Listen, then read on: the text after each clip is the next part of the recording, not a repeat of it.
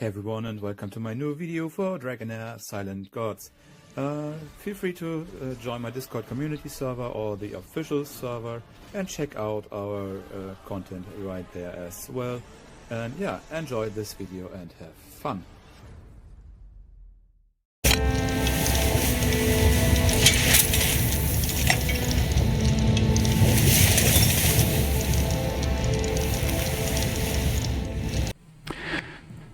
So welcome to my new showcase video of the new fire heroes for Season 3. Season 3 will feature 3 new fire units, 1 damage class and 2 supports. We're starting off with a damage one, that's Chorak. Chorak is part of the Wild Squad and he will bring some new skills to the battlefield. I'm going to show you right now. Chorak does not have an aura itself, so does not have a captain skill. But in his passive skill, he's already bringing the 2 new skills. And each time he's casting a skill, he's granting Flame to 1 random wild ally for 20 seconds. Flame can stack only once per unit. And with Flame on the hero, the wild dice roll is increased by 1 and cannot exceed its maximum value. Each time he is casting Flame, he's gaining Flames Ablaze. Flames Ablaze can stack up to 15 times on the standard. I haven't checked his talents yet, and we're coming to his inspirations later on. With Flames Ablaze, his damage is increased by 5%, and this can stack up to 15 times. So 5 times 15 is 75% bonus damage. With his battle skill, of course it's a wild skill, he unleashes 2 fire rings on random enemies, dealing derivative fire damage. When a target hit by a fire ring is damaged, again by a wild skill, dispels 1 fire ring and deals bonus damage, again on the next wild dice roll. The damage triggered by this wild dice roll increases by 20% with each +1 dice roll result. And fire ring triggers when hit by another wild effect, dealing bonus damage and consuming 1 stack of it. The ultimate skill, if the wild roll is 3 and above, deals 200 derivative fire damage. Not 300, below 300 to the current target 2 times, and grants 1 stack of flame to a number of random allies equal to the roll. If the roll is higher than 3 or equals 6, he's dealing damage by 300% attack derivative, and to the current target 4 times, grants 1 stacks of flame to a number of random allies equal to the roll, and if its roll is 7 or higher, his damage is by 400% attack derivative, and to the current target 6 times. He's rolling a 10-sided die when casting this spell, adding 5% damage per dice roll point. And of course, Flame is on this one as well. So this one can be really be going into a very nice damage boost for wild. Has to be checked in real fights. I haven't done this yet. Did not have the time as I wanted to, but guess this will be pretty good. And of course, Chorak does have inspirations as well. On the first one, he's taking 20% less crit damage. On the second one, his flame granted by the hero can stack up to 2 times, so double the flame stack on your heroes. He's gaining enlightenment bonus by 60 on the 3rd inspiration, attack up by 30% on the 4th one, and with this 5th one he's increasing the number count of dealing damage in his ultimate skill by 3. And yes, he does have a talent tree as well, and this one might be the best for him to go to, Flames Ablaze. But before you check this one out, there has been some changes announced for the upcoming release of Season 3. And let's see if we've got that one on here. No, it's not listed in this one, but I will show you this one as well. So as I said before, on his talents, he does have Flames Ablaze increased to 25 stacks in the old version. With the new one, he will be gaining 25 up to 25 stacks on Flames Ablaze on himself, and when an ally is granted a stack of flame, this ally will gain a stack of Flames Ablaze as well. So that's a pretty dope change. And Flames Ablaze is not having a duration on it, so it's infinite. And this will boost the damage of the wild heroes pretty much. And I think this will be very, very good addition. Chorak is the second enlightenment damage dealer in the wild crew with this, so make sure to get some enlightenment and attack gear for him as well as for Flora, and you will probably have a lot of fun with him. But to be really, really good, he needs to be inspiration 5 to gain the... Oh well, actually part 2 might be enough to boost the overall damage pretty good, with the flames being up to 2 stacks. But this one, of course, as well is pretty good on him. So let's head over to the second one in the video. That's Cinderell. Cinderell is a fire support unit, as you can see. And he's pretty unique in his skill set, and was one of my most favorite healers in the old version of the game. He got changed a little bit in his artwork, but still looking pretty nice, I think. A little bit too soft in the face maybe, but otherwise he does have a lot of the looks he did before, and I really like his design, and I like his skill set as well. And with the skill set, he does have an aura for Feymeander and Trial Breakthrough battles to increase allies' attack by 30%. That's not as much as interesting as his other skill set. And let's start with the passive one, the Dawn's Protection. With Dawn's Protection, every time the hero's skill hits an enemy, there's a 40%, or if you increased it with skill scrolls, a 60% chance of inflicting attack penalty 2 on the target for 10 seconds, and this infliction cannot be resisted, so he does not need any accuracy for attack penalty 2 when used for this. Also, when the hero uses a skill to heal an ally, Cinderell is gaining 50% of the healing himself as well. And as we are speaking about healing, his second skill, the battle skill, fires 3 fireballs to strike random enemies, and with each fireball dealing fire damage, and healing the ally with the currently lowest percentage of HP by 100% attack. So make sure you stack attack on him. Then of course he does have an ultimate skill as well. And with his ultimate skill, he selects an ally, dispels all of their debuffs, and grants them invincibility for 5 seconds. This selection is random.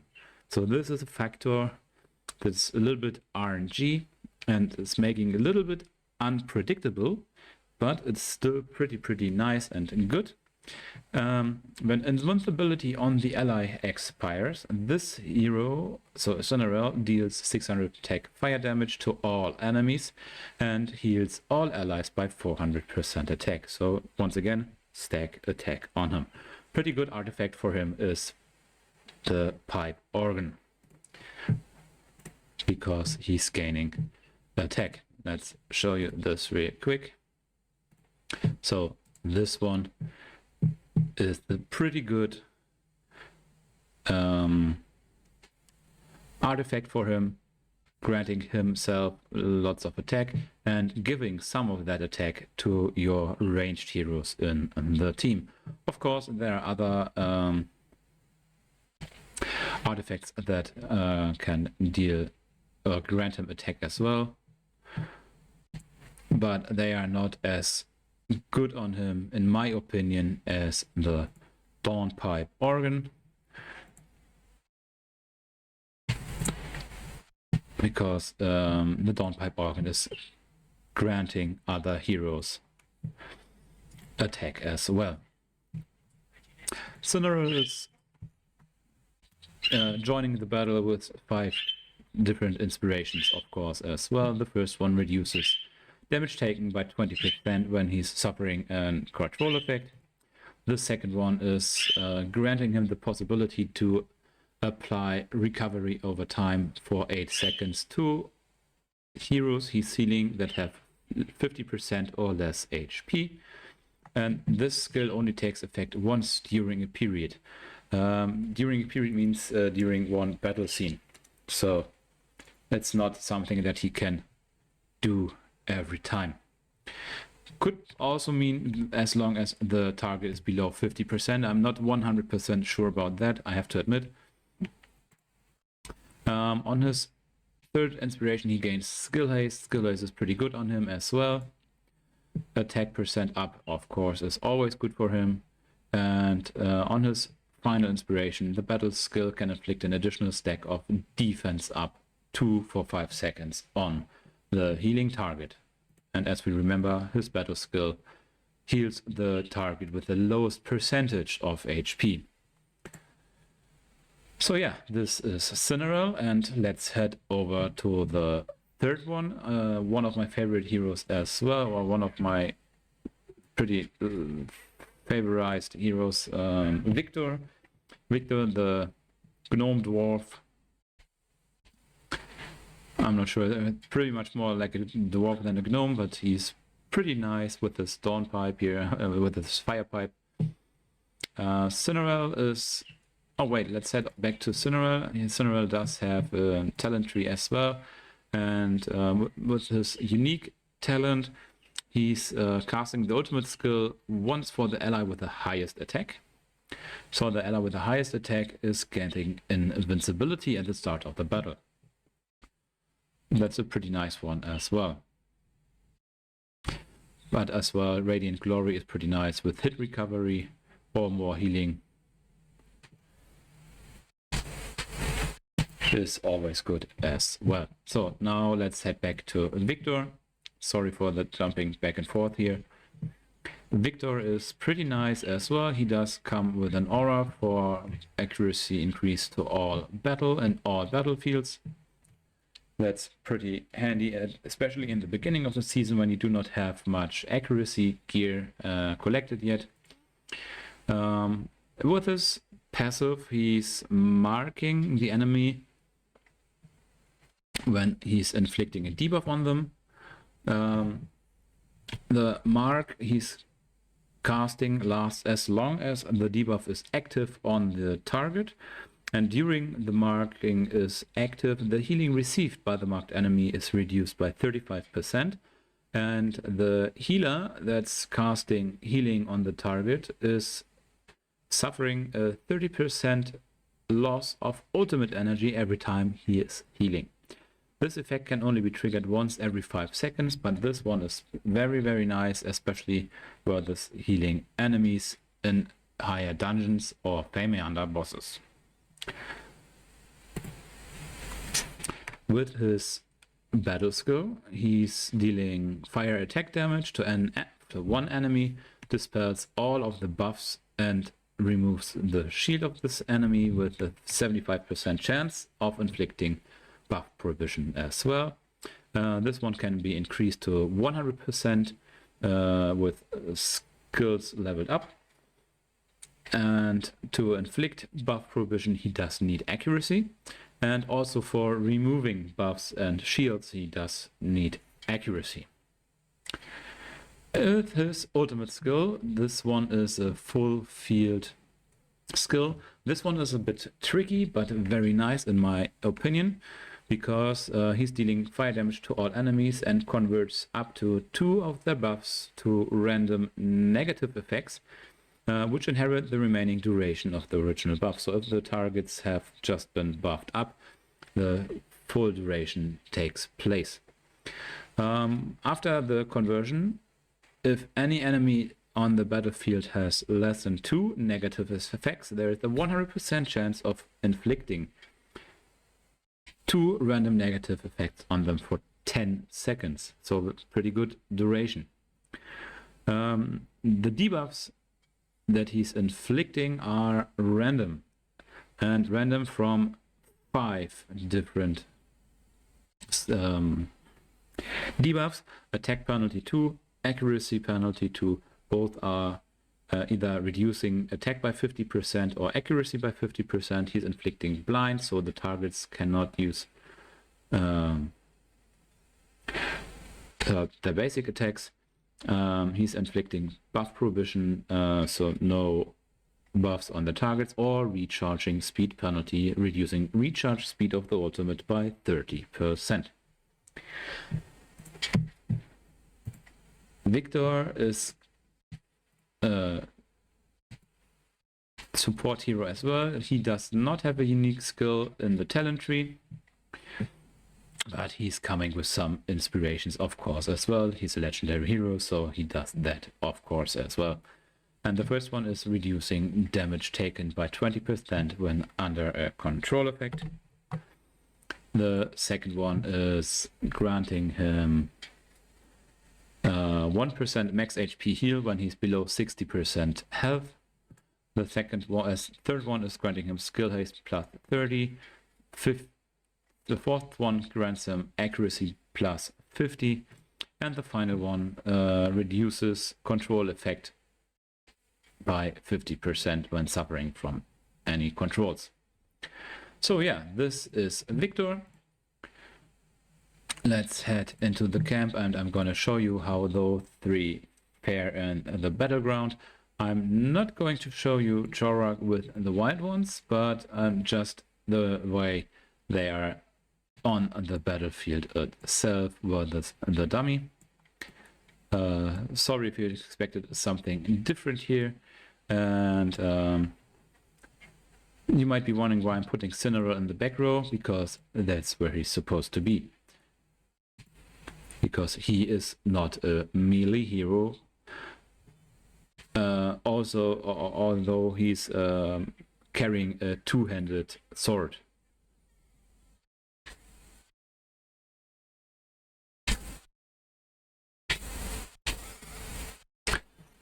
So this one here, this is the mark. If I'm not totally mistaken, here you can see the mark. Firing is active from Jorah, buff prohibition, attack penalty. So this is like a debuff fest with Victor and Cinera. And they both will be coming handy in lots of dungeons. Victor is pretty good versus the Fae, of course, as well, and anywhere where you need debuffs on your targets. So yeah, thanks everyone for watching this video, and have a great evening.